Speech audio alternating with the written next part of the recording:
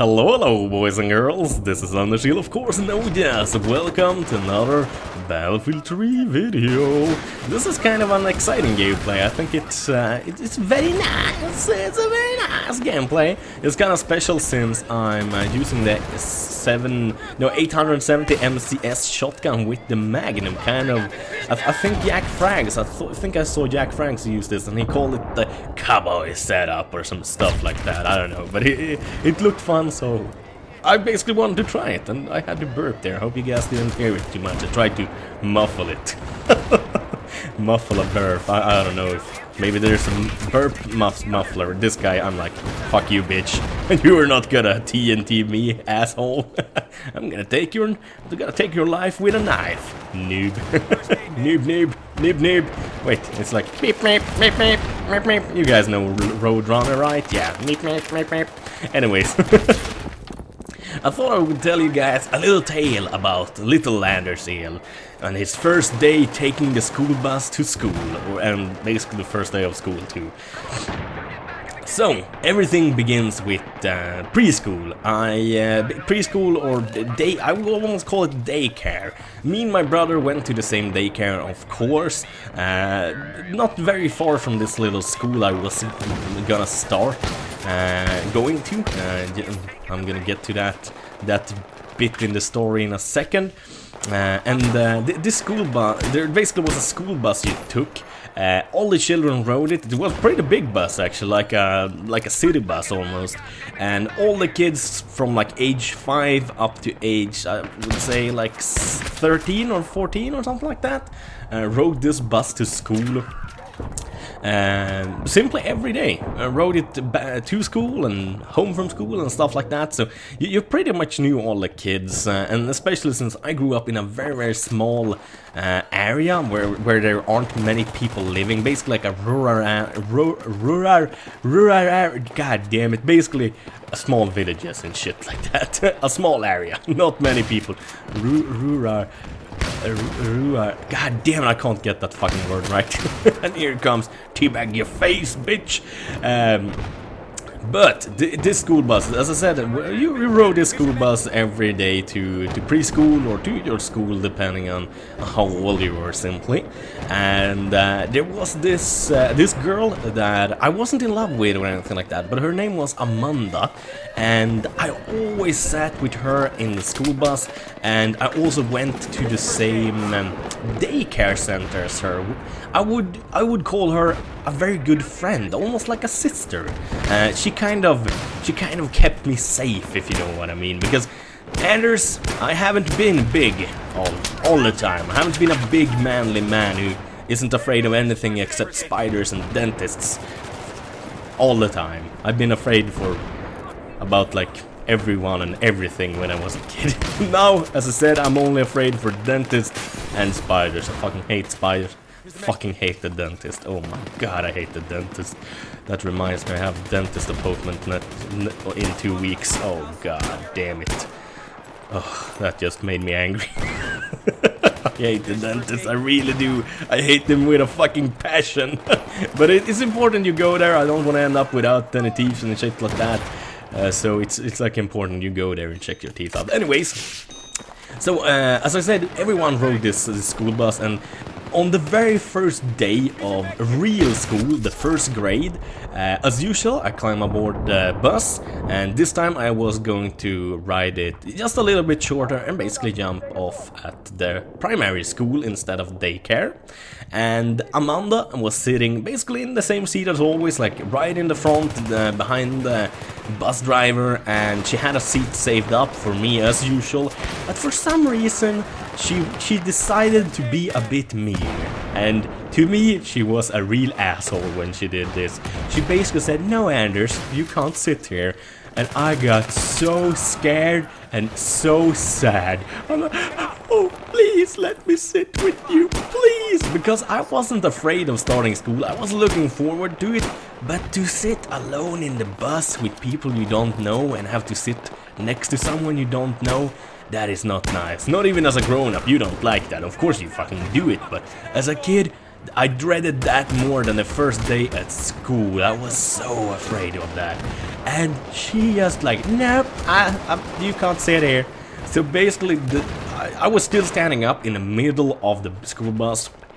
The school driver was like, come on now, let him sit there. And this school bus driver, he was kind of weird too. I don't know, the best way of explaining that he was strange is that he had a big ass mustache, a curly mustache, you know, like a long one with like wax in it. So you curl it around so it's like whirlwind or something like that. It looks almost like that, and glasses and stuff like that. He was very weird. I mean, I don't know if this guy still is alive, because he was pretty old back then already. So I don't know if he's dead or not now. So I don't want to like talk too bad about him. But he was pretty nice most of the time. But he was also weird. But he convinced this girl Amanda to let me sit there, and I was like, oh God, thank you so much for letting me sit down next to you. Oh, because I was so afraid of sitting alone in the bus. And keep in mind, I've been riding this bus for the last year to go to preschool. But this was, as I said, the first day in first grade in school and stuff like that. So I talked to her about this because we're still like good friends. I consider her a really good friend, still like a sister to me almost. We don't hang out a lot or anything like that anymore, but when I see her, I make sure to hug her and say hello and stuff like that, because as I said, I consider her to be a good friend and kind of like a sister. We were always such good friends in preschool and stuff like that, kind of. You remember that? I mean, friends you make as a grown-up can easily be forgotten because you don't create a bond to them in any way. But friends you make as a kid, those connections and bonds are a lot harder to break. At least I would say. And most of the friends I made as a kid, I still really like, but you simply don't see them anymore, so you don't hang out anything, sadly. So let's get to the point. Also, Amanda, as I said, she was like a big sister to me. As soon as any kid would try to mess with me, she would literally beat their asses. She would literally beat their asses, because I wasn't as big then as I am now. I mean, I'm a big man. I mean, sure, I'm a bit fat, absolutely, I can't hide that, but I'm pretty goddamn strong, and I'm pretty goddamn big too. I mean, I'm 193 centimeters, that's like taller than 95% of the human population. I mean, only people basically that are taller is like a few normal guys and basketball players, basically. There's like not many people. I mean, out of you, almost 50,000 subscribers, I would guess maybe 100 of you are taller than me. The rest all are shorter, and that might make more sense if I didn't know so many of you are like not even 18 and haven't even stopped growing yet. But anyways, so that didn't sound that, and fail resurrection right there. Fuck me sideways. But anyways. And she basically like protected me, but since she kind of was my older sister too, if I didn't do as she said or do as she wanted, she beat me up. She beat me up instead, simply. And so our relationship was, as I said, basically like a little brother and bigger sister. But this disappeared pretty quickly when we like become older, since around 15 I grew pretty quickly, and I became a big ass man instead. So I mean, right now if I'm like at the pub and someone is messing with her, I can go up and like, hey dude, watch where you put your hands, or else your head might end up your ass hole. And they will be like, oh, I'm so sorry, Mr. Huge Man. Please don't kill me. Please don't surprise butt sex me. That's exactly actually what people says on the pub when I like threaten to have their asses put up in their heads in their asses. They basically say, oh please, Mr. AmAnderZEL, please don't surprise butt sex me. Please don't Swedish hug me. That's exactly what they say when they see me at the pub. So the first day of school, the bus rolls in, and the first day of school, it's just amazing. I have so much fun. I make new friends straight away, and it's just it's like too good to be true. And of course it was, because of course I would get bullied by someone like just a few days later for the first time, and then end up being bullied quite a lot, like all the time. I don't know, not all the time. I would say probably most people have been bullied more than me who haven't been bullied. I wouldn't consider my bullying to be that awful, but as a kid it was pretty goddamn awful. It was like crying when you got home to mom and like, oh, they were mean to me.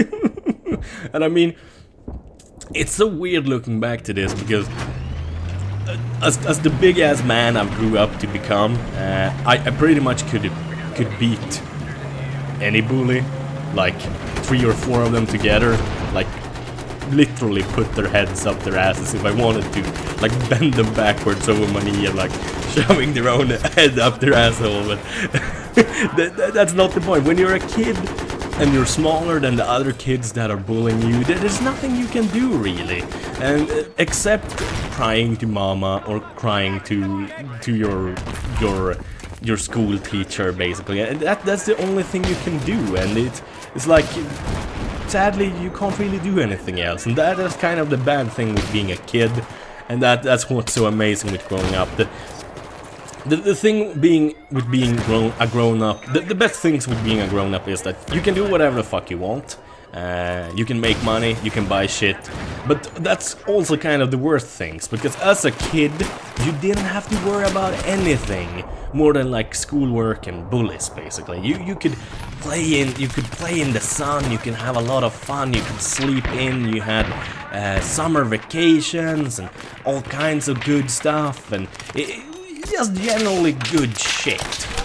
Generally a good time, so to say. That's that fucking asshole I teabagged earlier got me again, fucking camping his ass up there, but I killed him 4 times and he killed me 3 times, so I'm still the victor, and the victorious one anyways.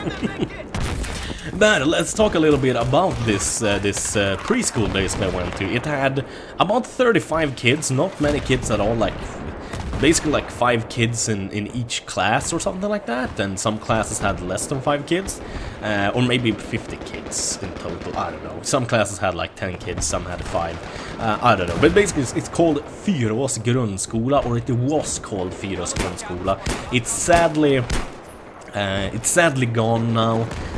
The houses are still there, the playgrounds are still there, but there's no teachers teaching there anymore, simply because as in most countries and most rural areas, goddamn, like village areas, you know, like not many people live there, not many people want to move there with their families and stuff like that, and it kind of makes sure schools goes bankrupt and schools gets closed down, just because there simply isn't enough kids to make the government, so to say, want to pay for it, because the school in Sweden is free until you're like 21 years old, so you can basically do whatever the fuck you want, and in some cases you can actually go to school after you're 21 too, and do it free, depending on how much you went to school as a kid, so to say. And so this is kind of weird, but anyways, this Fyrås grundskola was a very small place. It had 2 main buildings where you had classes. One building was for basically groups or classes from 1 to 3, and the other one was from 4 to 6, and basically ages ranged from 7 to like 10 to 10 to like 13 basically. And then you basically went to a new school, and I think that school is, I think, a story for another time, so to say.